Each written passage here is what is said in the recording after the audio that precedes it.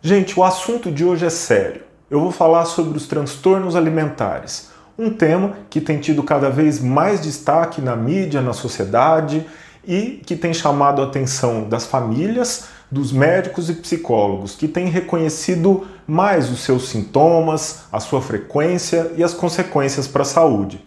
Falando em frequência, são transtornos mais frequentes em mulheres, numa proporção de 10 mulheres para cada homem, mais comum em mulheres jovens. Mas, atualmente, essa diferença entre homens e mulheres vem caindo e adolescentes do sexo masculino têm já correspondido a 20 a 30% dos casos de anorexia nervosa.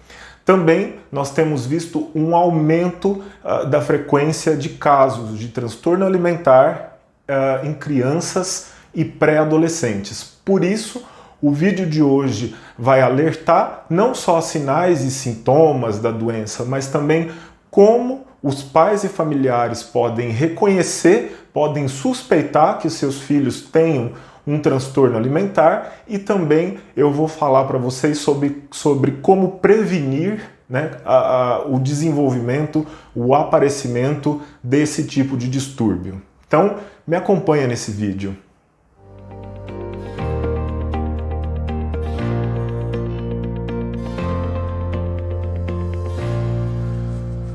Hoje eu vou dar destaque para dois dos principais transtornos alimentares, a anorexia nervosa e a bulimia nervosa, que são transtornos graves e têm consequências tanto para a saúde física quanto mental. Pelas deficiências nutricionais, ou seja, a falta de nutrientes aí que são normalmente obtidos pela alimentação, e as consequências disso para o organismo, que são as complicações metabólicas que nós veremos já já. Além disso, existe uma maior frequência nas pessoas que têm distúrbio alimentar de sofrimento emocional, que se expressa na forma de depressão e ansiedade em muitas das vezes. E lembrando que esses transtornos frequentemente acometem indivíduos jovens, adolescentes, que estão na etapa de desenvolvimento físico, emocional e social. Por isso, o prejuízo de alguma coisa que interfira nessa etapa pode ser muito grande, daí a importância da gente falar sobre esse tema. E eu vou começar comentando um pouco sobre da onde vem esses transtornos. E um dos fatores mais importantes que eu quero destacar é o cultural. Nós estamos vivendo hoje, na nossa sociedade, uma valorização extrema da magreza, que vem associada com sucesso, com beleza, com elegância e com saúde. Porém, muitas vezes, essa busca excede os limites do saudável. E não faltam modelos para nos trazerem aí essa exigência. Falando em modelos, justamente as modelos e manequins e atrizes, elas transmitem esse ideal do corpo perfeito e que fica no imaginário das pessoas como sendo algo que é necessário ter para ser feliz.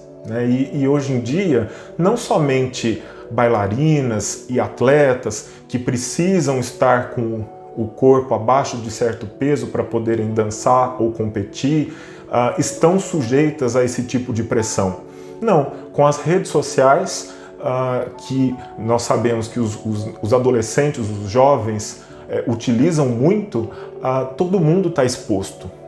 Não só eles, os jovens, mas todos, somos bombardeados por imagens, por informações o tempo todo que associam a magreza ao sucesso. Então existe uma pressão muito grande da sociedade para que se atinja esse ideal de beleza que muitas vezes é inatingível, ou quando ele é atingido é às custas da própria saúde. Na anorexia existe uma recusa em manter o peso adequado para a idade e para a altura, que é causado tanto pela perda do peso ou pela ausência do ganho de peso em determinada época da vida. Por exemplo, na adolescência, em que se espera um ganho gradual do peso e ele não ocorre. Existe um medo muito grande de engordar, mesmo que a pessoa esteja abaixo do peso. Ela se olha no espelho, inclusive, e muitas vezes se vê gorda, né? E ela não se convence pelos números da balança ou pelo que as pessoas dizem. Pelo contrário, existe uma distorção da autoimagem.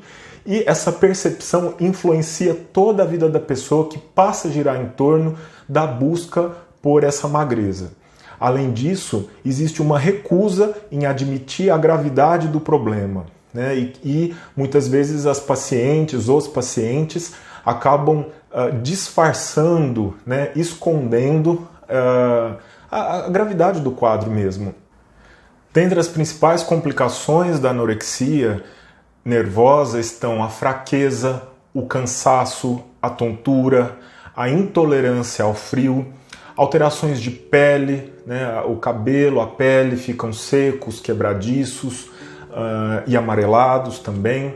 Existe a desidratação, tanto por conta de vômitos, uso de laxantes ou diuréticos, né? E que pode levar a um desequilíbrio dos sais minerais do organismo. Esse desequilíbrio dos sais minerais, por sua vez, pode predispor a arritmias cardíacas, né, que seriam distúrbios do ritmo do batimento cardíaco, e a queda de pressão, né?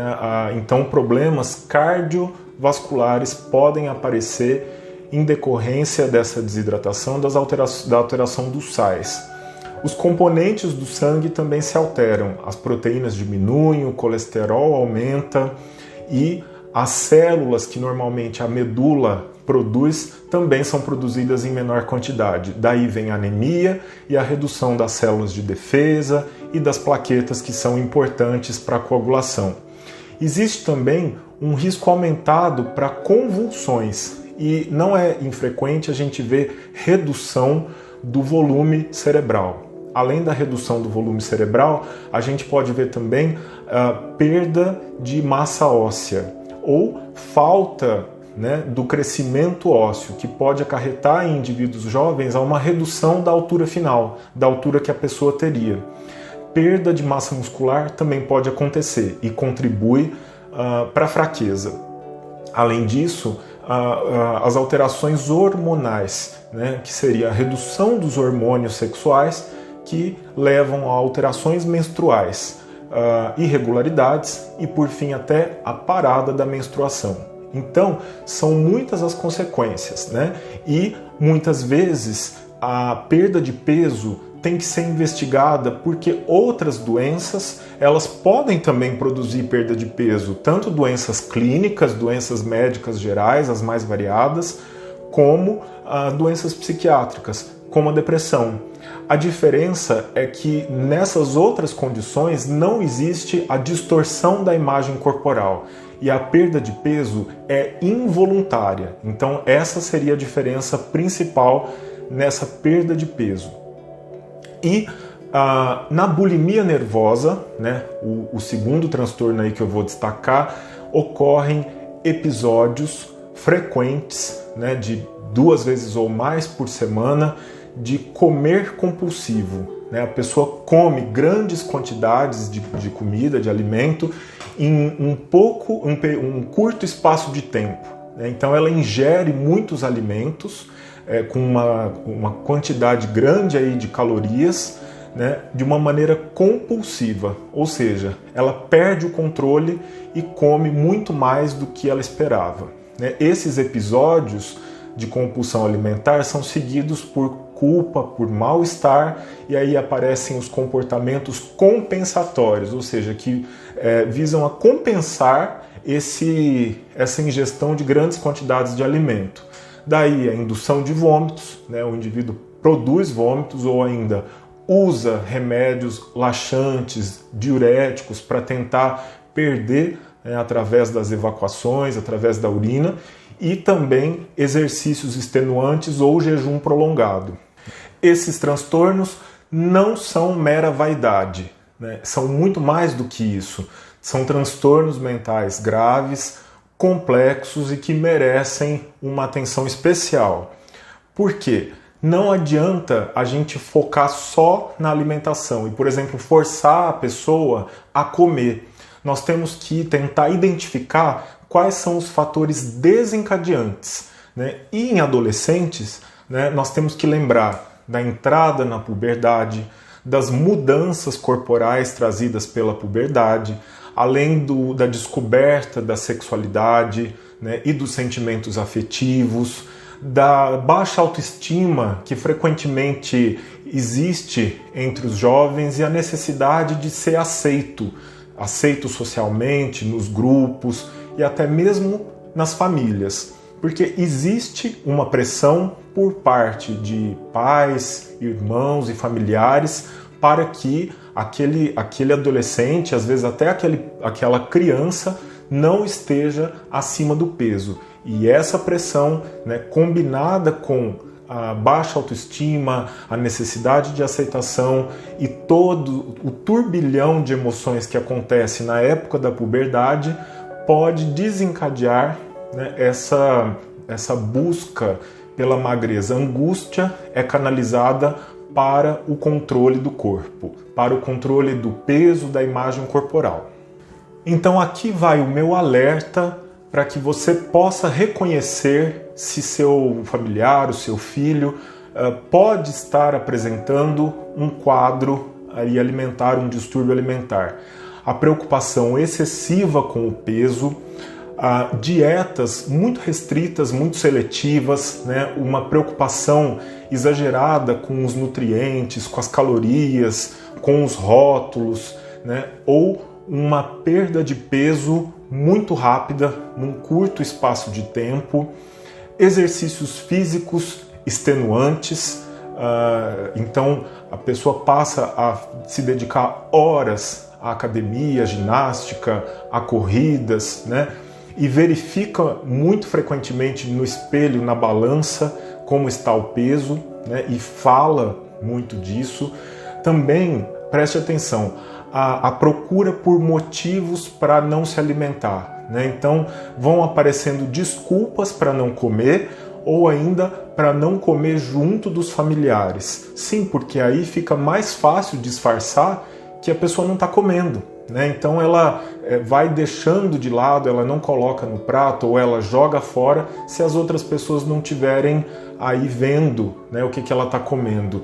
Uma coisa importante também é que as refeições, muitas vezes, elas são a base dos encontros sociais. A gente, quando se reúne em família, com amigos, sempre tem a comida, né? Sempre tem o comer. Então, isso acaba levando a um isolamento social. A pessoa passa a evitar compromissos em que ela sabe que vai precisar comer e ela não deseja comer de maneira nenhuma.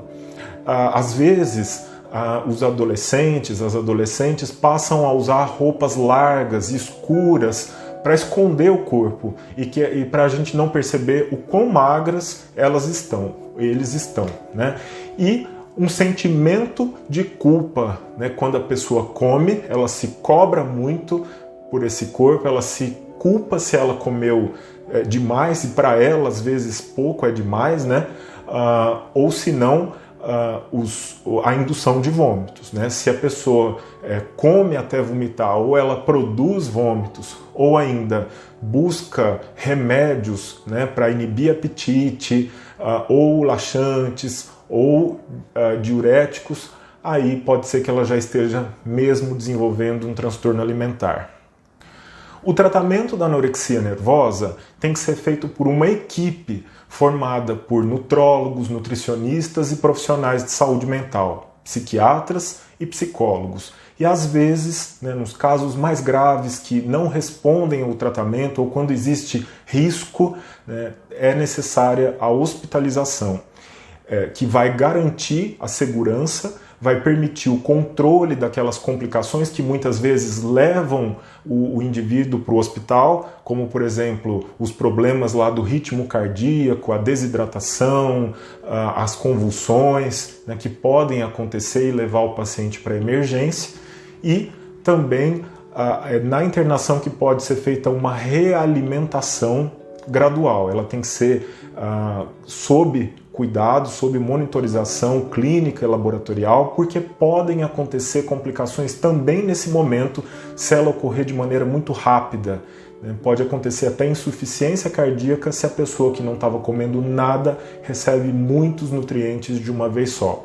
Então tem que ter um acompanhamento de perto e algumas vezes a internação é necessária.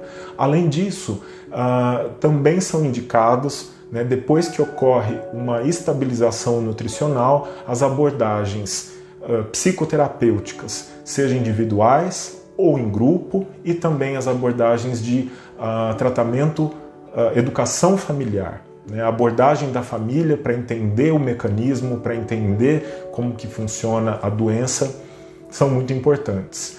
Na bulimia, a associação de psicoterapia com medicamentos é muito interessante, principalmente os antidepressivos, que parece que melhoram, reduzem os episódios de comer compulsivo, os comportamentos compensatórios, como a indução de vômitos, e também já tratam a depressão e a ansiedade, que são frequentemente presentes nessa população. E para finalizar, a prevenção. O que eu queria deixar de mensagem para os pais e familiares é para evitar críticas a respeito do peso e do corpo, principalmente com as crianças, os adolescentes, os jovens, porque eles já muitas vezes estão inseguros sobre isso, e criticar ou cobrar muito pode levar ao aumento do estresse e da ansiedade e um descontrole ainda maior dessa parte alimentar. Então, o ideal seria estimular uma relação saudável com a comida, sem extremos. Quer dizer, nem tanto permissivo, que tudo pode, não tem regras, e também não para o lado oposto, que seria o que nós estamos vendo hoje com essa onda fitness, que seria uma preocupação exagerada com os nutrientes, se engorda, se não engorda. Isso pode não ser bem assimilado pelas crianças e adolescentes, que se sentem compelidos, obrigados a obedecer a esse padrão. O que eu também queria destacar é que pais e educadores devem estar atentos a esses sinais que eu comentei, identificar e levar para o atendimento pessoas que estejam em risco. E por fim, muito cuidado com as redes sociais. Veja, acompanhe o que o seu filho vê, o que a sua filha tem como modelo, porque muitas vezes eles e elas seguem determinados perfis que abusam da imagem do corpo, e isso acaba virando uma obsessão. Então, olhar para isso é importante e transmitir para a criança, e acho que também vale para os adultos que estiverem assistindo ao vídeo, que isso que está lá na rede social muitas vezes é uma imagem produzida que não corresponde à realidade, um ideal muito difícil de ser atingido. Claro que nós temos que buscar sempre o melhor da nossa saúde, praticar atividades físicas, uma dieta saudável, porém sem exageros, sem mirar nessa busca por uma perfeição, por uma magreza que muitas vezes pode comprometer a saúde física e mental. Então, essa era a minha mensagem. Se você gostou desse vídeo, vou pedir para você deixar o seu like, o seu gostei, compartilhar com quem você acha que pode se beneficiar, e não deixe de se inscrever no canal. E também lá nas minhas redes sociais, no Instagram, eu estou como Dr. Thiago Apolinário. E eu espero vocês na próxima semana com mais um tema em saúde mental. Muito obrigado pela sua companhia e até semana que vem. Um abraço.